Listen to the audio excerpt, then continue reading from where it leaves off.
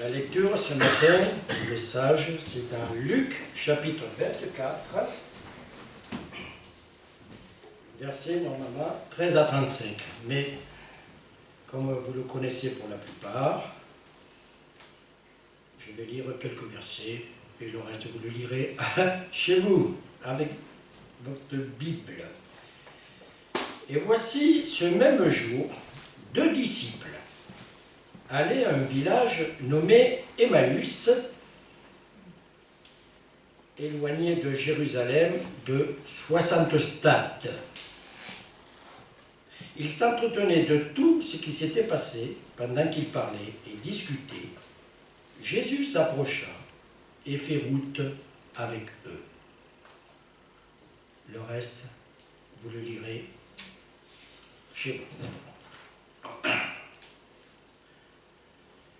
La mort du Christ est apparue comme un échec pour ceux qui l'avaient suivi de la Galilée à Jérusalem. Lui qui ressuscitait les morts était mort lui-même. Les disciples de Jésus se cachèrent par crainte des Juifs religieux, de peur de subir le même sort de leur maître et aussi par déception. Leur espérance était morte. Et c'est souvent la même chose quand nous sommes éprouvés par le deuil.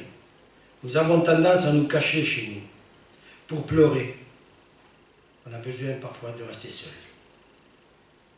Car la mort, lorsqu'elle frappe un être cher, est toujours vécue comme une déchirure, une partie de nous-mêmes. Surtout pour les mamans, en plus. Elle nous replie sur nous-mêmes, et pourtant, il nous faut continuer à vivre.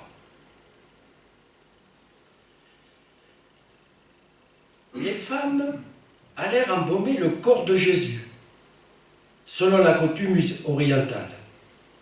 Le Seigneur était mort, plus d'espoir. Les disciples s'en retournèrent à leur lieu de rassemblement pour savoir s'ils devaient retourner à leur première occupation professionnelle, car il faut continuer de survivre. Et sans même accorder d'intérêt au discours des femmes de retour du sépulcre, mis à part Jean et Pierre, déjà 2 autres disciples partent en direction du village d'Emmaüs, environ à 11 km, 11-12 km de Jérusalem. Un certain Cléopas, c'est le nom d'un des 2 personnages. Ils n'étaient pas des 11 apôtres, mais ils avaient reçu le témoignage des femmes revenant du sépulcre sans comprendre la portée du message. Ils étaient disciples, mais ils avaient peut-être entendu que les femmes arrivaient du sépulcre annoncer la bonne nouvelle de la résurrection du Seigneur Jésus. Mais bon, vous savez, hein, c'est les femmes. Hein, bon, elles ont peut-être eu une vision, une allusion. Nous, on l'a vu. Enfin, on sait qu'il est mort sur la croix et qu'il a été mis au tombeau. Alors il s'en va. Elle devient l'accomplissement d'une promesse, le jusqu'au bout de l'amour de Dieu pour l'humanité. Voilà pourquoi le Seigneur a dû subir la croix du calvaire. Alors, la vie prend de nouvelles dimensions. Elle n'est plus guère subie comme d'une sorte de fatalité, non. Elle devient le lieu où Dieu agit dans le cœur et l'annonce du don de soi pour les autres, pour sa famille, ses enfants, ses amis. Oui, comme les 2 disciples, cette renaissance de foi dans l'espérance, eh bien, nous la revivons tout au long de notre existence, au fil des événements, un peu comme en dents de scie. Un coup on espère, et puis le lendemain, ça descend, ça revient, ça remonte. Mais lorsque la force du Saint-Esprit de Dieu nous fait passer des ténèbres du doute à la lumière de l'espérance du salut par grâce en Jésus-Christ ressuscité. Pendant le chemin, ils ont dû réfléchir. Ça a dû les travailler quand même, cette annonce. Mais bon, ils sont désespérés et ils marchent. Ils rencontrent un personnage qui les accompagne. Ils le découvriront plus tard. Nous vivons parfois de commencement en recommencement. Curieux récit où les deux disciples ne reconnaissent pas Jésus qui se joint à eux, ce personnage. Ils le reconnaissaient seulement après l'explication de l'Écriture et le partage du pain, au moment où les deux disciples, à ce moment-là, reconnaissent Jésus. Ce dernier disparaît subitement à leurs yeux. Alors, ils retournèrent témoigner à leur tour vers les apôtres.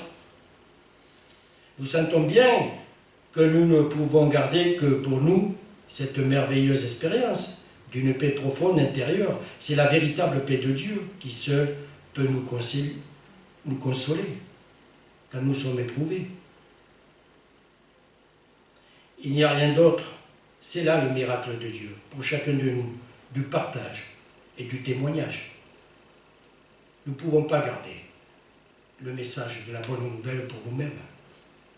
Il est de notre mission, je ne dis même pas notre devoir, notre mission de partager ce salut que nous avons reçu. Alors, les chrétiens n'ont plus besoin finalement de voir le ressuscité, puisqu'ils le vivent. Ils le rencontrent dans la Bible, dans la prière, par l'action du Saint-Esprit, toujours présent dans notre cœur. La mort de nos proches pourrait nous dérober notre confiance à Dieu. Pourquoi, Seigneur, as-tu permis que mon enfant est parti, mon mari, mon épouse? Pourquoi? Pourquoi moi? Pourquoi pas les autres? Vous voyez, on a cette réaction, c'est humain. En emportant avec elle notre raison de vivre. Elle n'est plus là, j'ai plus envie de vivre, ou il n'est plus là, je n'ai plus envie de vivre. Mais le plan insondable de Dieu pour chacun de nous, ainsi que son œuvre rédemptrice, se poursuivent. Et nous devons honorer nos bien-aimés en continuant de vivre dans le Seigneur. Nous ne comprenons pas, mais nous devons continuer à faire confiance à Dieu en attendant de le rejoindre à notre tour, parce que notre tour viendra. Elle a du prix, vous savez, aux yeux de l'Éternel, la mort de ceux qu'il aime. C'est dans le psaume 116, 15. Et dans le psaume 119, 6. Pas l'oublier. Et voici, j'enverrai sur vous ce que mon Père a promis. Mais vous, restez dans la ville, jusqu'à que vous soyez revêtus de la puissance d'en haut. Que le Saint-Esprit vienne sur vous. Vous, restez dans la ville. Les deux disciples étaient partis. Et pourtant Jésus leur avait dit, restez dans la ville. Alors je vais conclure. Les deux disciples retournèrent rapporter le témoignage de la résurrection du Seigneur. Ils ne pouvaient plus garder ce message pour eux-mêmes. Alors ils le rapportent aux apôtres à Jérusalem. Et c'était là qu'ils devaient demeurer ensemble. C'est dans Luc 24, 49. Je vous l'ai dit.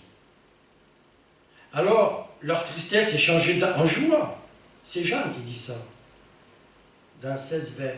En vérité, je vous le dis, vous pleurerez et vous vous lamenterez. Et le monde se réjouira. Vous serez dans la tristesse, mais votre tristesse sera changée en joie. Il n'y a que le Seigneur qui peut parler à vos cœurs, qui peut être un cœur brisé, un cœur endeuillé. Des fois, quand on accompagne quelqu'un, je veux dire, pour un ensevelissement, les paroles sont limitées, hein, les condoléances, mais bon, on passe par là, on voudrait partager cette douleur, mais on ne peut pas, parce que On n'est pas à la place de la personne qui est éprouvée. Il n'y a que le consolateur qui peut le faire. Le Saint-Esprit dans le cœur. Voilà.